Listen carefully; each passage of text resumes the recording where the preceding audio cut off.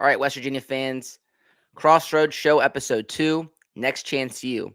The topic for today's video, we're going to look at guys that left Power 2 schools, ended up transferring to West Virginia, and ended up revitalizing their football playing career. So we'll talk about that today on the Crossroads Show. Before we do that, if you're a West Virginia fan, please remember to like and subscribe to the shows. This is the Crossroads Show. As I mentioned, we're going to be putting stuff out on Mondays at noon. And then also check me out at Jersey Ear. That's my main channel. And I really appreciate all the support. With that being said, let's get into today's video. So the first thing we want to talk about here is the guys that are currently coming into the program.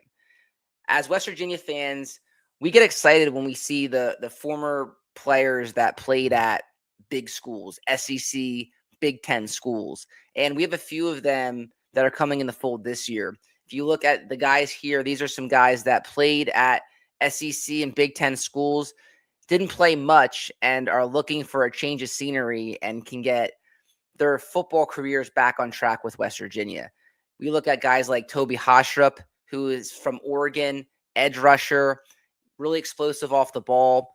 And I think he has a chance to step in at a position of need for West Virginia and have a good, solid second half to his football career. And then you look at Jacob Bradford, a guy that is young and was a 4-star at LSU, didn't see the field much, and he's going to be looking to revitalize that safety room. And then Kamari Wilson. Kamari Wilson has bounced around a little bit. Originally a 4-star playing for the Florida Gators, ended up at Arizona State and then Memphis. Really did nice things at Memphis this past year, but now is trying to get back to a Power 4 program and show he can do it on that level. And then Taron Manchild-Francis, highly big recruit. A lot of people wanted this guy, and he's going to try to step up. And I think this guy has a chance to be wide receiver 1 in West Virginia's receiving room. If you look at the pedigree coming out of high school, I don't think anyone had this many stars and was this highly touted. So excited to see what these guys can do.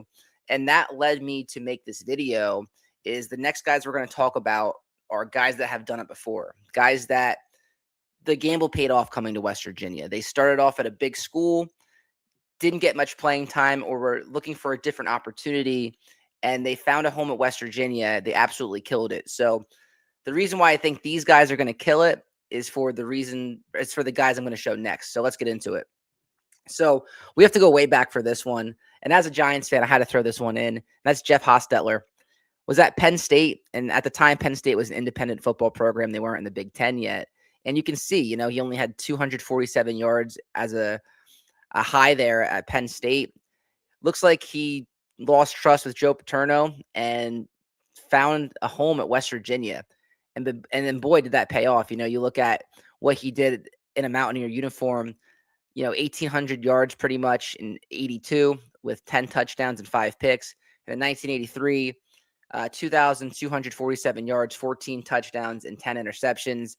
Ended up playing in the NFL for the New York Giants, won a Super Bowl filling in for Phil Simms, and one of the highly touted West Virginia Mountaineers in history. If you look at the fact that he was a Super Bowl winning quarterback, Jeff Hostetler, just a great player. So he's a guy, again, looked for a change of scenery. It paid off even back in the 80s in the transferring.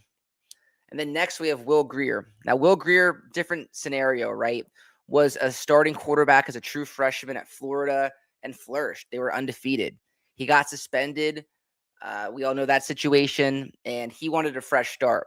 Will Grier probably could have started for Florida his remainder of the time, but he ends up at West Virginia, which was a huge get for the program. If you look at the last time that West Virginia was, on that elite trajectory and had a chance to make the Big 12 championship game, was when Grier was the quarterback, and I don't think that's a coincidence. I think you need high quarterback play to win in this league.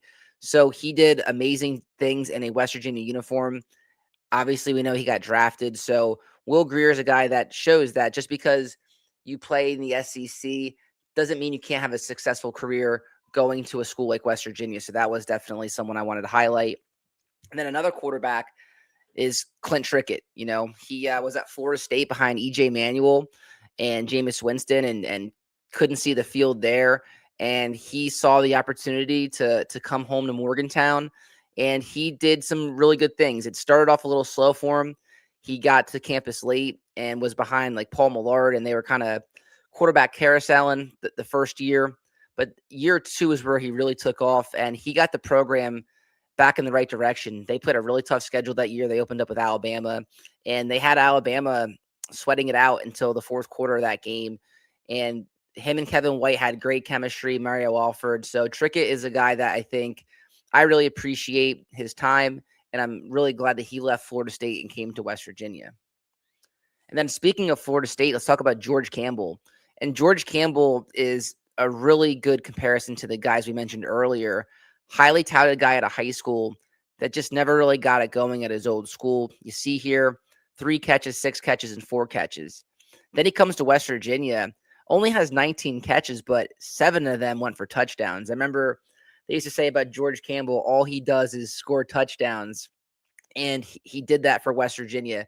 That was in that transition year with Dana Holgerson to Neil Brown, and he was awesome. Again, I know 19 catches isn't going to blow you away, but that team had major problems up front, and he was a bright spot of that team. And I'm sure he's glad that he made that change to Florida State, to West Virginia, and put some good things together for himself in his college football career.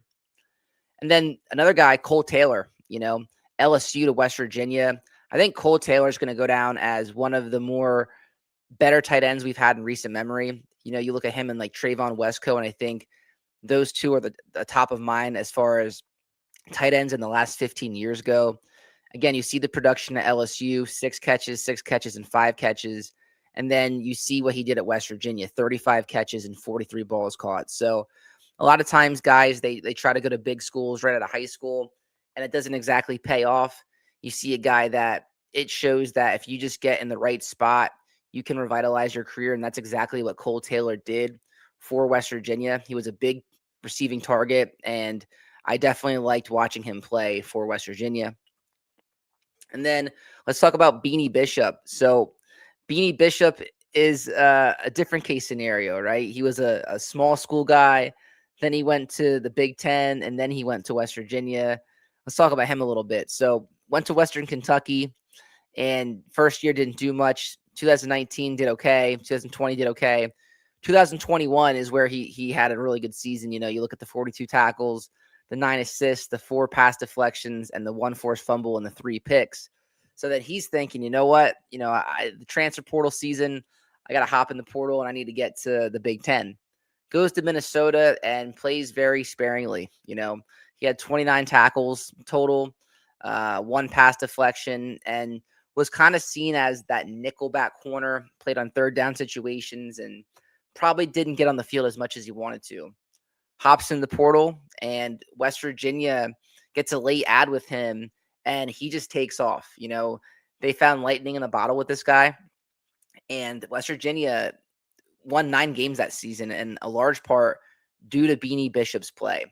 I'll never forget the play that he had actually when they put him at punt returner in the bowl game versus UNC, and got the ball and scored a touchdown. I think it was the first time he returned a punt in his college career, and he took it to the house. He was electric with the ball in his hands. Probably the best cornerback we've had since like Rasul Douglas. I think that's fair to say. Him or like Darryl Worley. Beanie was special, man. He was a consensus All-American. And I know Minnesota, to me as a brand, is on a similar path as West Virginia. But like I said, they're a Big Ten school. And it just goes to show you can leave the Big Ten, come to West Virginia, and end up being an All-American. And he got picked up by the Pittsburgh Steelers, had a decent rookie season. Really surprised that he didn't stick more in the NFL. I was hoping that he got a little bit more playing time this year and would have made the squad. It seems like he got bounced around at practice squads and things like that, but still doesn't take away from his great college career that he had at West Virginia, even if it was 1 year. Another D-back, Keith Washington. I think a lot of people forget about him. He was originally at Michigan, and you look at his numbers at Michigan, didn't do much. 3 total tackles, probably played in garbage time. Leaves Michigan looking for a bigger role, and he found it at West Virginia. 40 total tackles that first season, 9 pass deflections, 1 forced fumble, and 3 interceptions. So that 2018 season on that Will Grier team, he was a huge part of that team, causing turnovers, and even scored a touchdown that year. And then 2019 plays a little bit and did some good things. So Keith Washington, again, I think a guy that people forget about. But if you look at him coming from Michigan to West Virginia, if he never came to West Virginia, would he have put those numbers up in Michigan? I don't know if that happens, So again, just another scenario where a guy left, found a new home, and made it count at West Virginia. Then another Michigan guy, we're going way back here, is Ryan Mundy. Ryan Mundy, a guy that played in the NFL and, did okay at Michigan, comes to West Virginia and had a big season. You look at the 3 interceptions that he had, 59 total tackles, which doubled what he had at Michigan. And again, parlayed that into a career with the Giants and the Pittsburgh Steelers and played a little bit in the NFL. So I think Ryan Mundy, if you look back at this was before like transferring was a big thing. And when he came to West Virginia, you look at it now and it's like, man, this is one of the better transfer hits we've ever had. I keep calling it the transfer portal, even though it wasn't the portal, it was just transferring back then. So I think you have to look back if you're talking transfers from big schools, power schools to West Virginia. I think you have to mention Ryan Mundy on that list. And then the next guy, TJ Simmons. And TJ Simmons started his career off at Alabama. I remember seeing this come across. I'm like, man, TJ Simmons, like coming from Alabama, like this guy has to be pretty decent to get recruited out of high school at Alabama. They're not recruiting Jags, just another guy. They're recruiting elite talent. And I'll never forget TJ Simmons in his first game versus Tennessee. And he caught that slant route and he burned an SEC defense up the sideline for a touchdown. And he was pretty consistent over his career. 28 catches the first season with Will Grier. He was there for a few years with Neil Brown, 35 balls caught, 455 yards and 4 touchdowns. And he came back in 2020 with 23 catches, 401 yards and 4 touchdowns. So, you look at his career, 86 balls caught, over 1,000 yards and 9 touchdowns. That's a really solid career. And again, similar to the other guys, I don't think he gets that opportunity at Alabama. That's the whole reason why he transferred to West Virginia. And I think if you were to ask TJ Simmons, was he happy with the move to Alabama to West Virginia? I think there's absolutely no doubt about it. He was a very good receiver for West Virginia, an underrated receiver, because when we talk about receivers, you think Tavon Austin, you think Stedman Bailey, Kevin White, David Sills. You forget about guys like this and guys that had solid careers. And TJ Simmons was definitely one of them who put up a lot of production after making the move from Alabama to West Virginia. And then speaking of Alabama to West Virginia, Vandarius Cowan. So I know this one's a little bit different because he ended up not staying at West Virginia. But again, a guy, just going on the theme of the video, didn't do much at Alabama. 2 total tackles, comes to West Virginia and played decently. He had 17 tackles in 2020, 15 in 2021, and had a few sacks and a forced fumble in his time at West Virginia.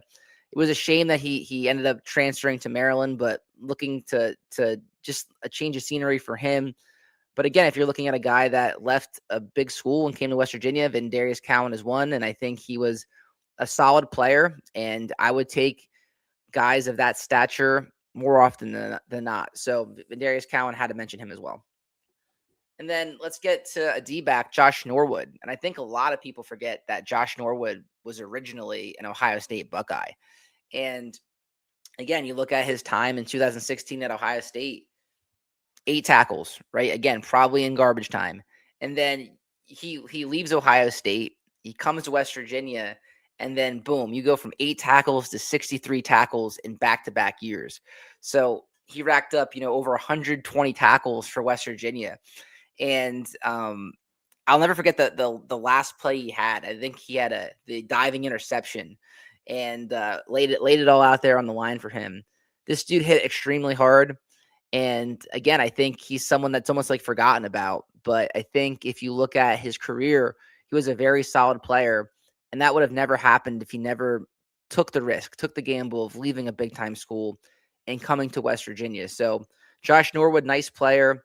and just an overall good career at West Virginia for the Mountaineers.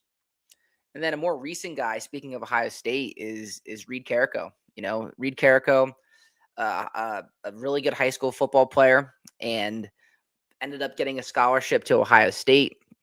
Played mostly on special teams, and that's where he saw his role with the Buckeyes, and he knew he wanted more than that, and he came to West Virginia. And if you look at the drive to Ohio State to West Virginia, it's not far. It's about 3 hours from Columbus to Morgantown. So quick drive for him, and he saw a chance to come to the Big 12 and make some plays. And again, look what happened when he just got the opportunity to get some playing time. 54 tackles in 2024. And then in 2025, he stuck around for the Rich Rod year and racked up nearly 70 tackles, had a pass deflection, and the 4.5 sacks. He was huge, especially in the end of the season down that stretch, getting to the quarterback. So Reed Carrico, a guy, again, really revitalized his career from Ohio State to West Virginia.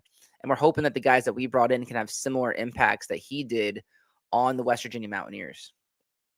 And then getting to the big guys, the hog mollies, Kenny Bigelow, looking at him, people forget he was like a 4 or 5-star coming out of USC and just did not do much at USC. You look at the numbers, 10 tackles, 7 solos and 3 sacks. And then 2017 only had 1 tackle. And he's like, what is going to be made of my football career? I'm a senior. I have 1 chance left. Let's leave LA, let's leave the sunshine, and let's go to the hills of West Virginia. And the play that I remember about him is that Tennessee game as well.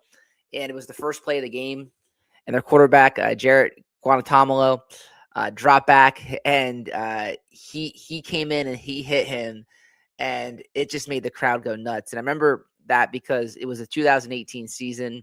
That season had a lot of hype around it because we had Will Grier and Sills coming back and Gary Jennings and a lot of NFL talent on the defense. And it seemed like people were super juiced for that season. And when he hit the quarterback on the first play in his first play as a Mountaineer, it really set the tone. And he did some really good things with West Virginia. And, again, going back to the theme, if you were to ask Kenny Bigelow, was it worth it? Would you have done it again, leaving USC and West Virginia? I think there's absolutely no doubt that he would say that it was worth the move from USC to West Virginia. So Kenny Bigelow, good player, and that's a name drop right there, Kenny Bigelow. And then the last guy I want to talk about is Fertoma Moba. He's a guy that was originally at Penn State. And, Penn State has had some really solid players. Just looking at them from when we played them, the talent gap was pretty evident both times we played them, right? We might be able to hang around for a little bit, but if you look at how many 4-star, 5-star guys they recruit, it was a lot more compared to West Virginia. So for Fertoma Moba, probably doesn't see the field much at Penn State, and he says, you know what, going to go 2.5 hours away to Morgantown and see what happens there. And his first year, 25 tackles, 10 solos, half sack, not bad. The last year in 2024, he was such a bright spot on the defensive line. 50 tackles total. He had 1 sack. He ended up getting picked up by the New York Jets. Never ended up making the team, but an overall solid player leaving Penn State, coming to West Virginia. I could have mentioned Lance Dixon as well. Lance Dixon was a guy that was at Penn State and didn't do much, was a highly touted recruit, came to West Virginia, did some really good things, but then ended up not finishing out the season. So didn't feel like I should put him on based on that. But it just goes to show you, again, guys can leave other schools and make a home for themselves at West Virginia. So again, going back to the original slide here, I just think that after all the stuff that we talked about today on the show, these guys are next. What kind of impact will Haastrup, Bradford, Wilson, Francis have? You look at the tight end too that we got from Clemson, guys that are coming from big schools. If I'm a betting man, based on this video and based on our history, I think that that's what West Virginia should do more often, is get guys like this, because it's not often that we're going to get 4-star guys right out of high school, right? A 96 overall grade on 24/7 Sports. That's really high. But I think where West Virginia does have a chance to really hit is the second wave of these guys, especially with the portal. You know, take a risk on guys that didn't play much at their old schools, big time schools, and see what they can do.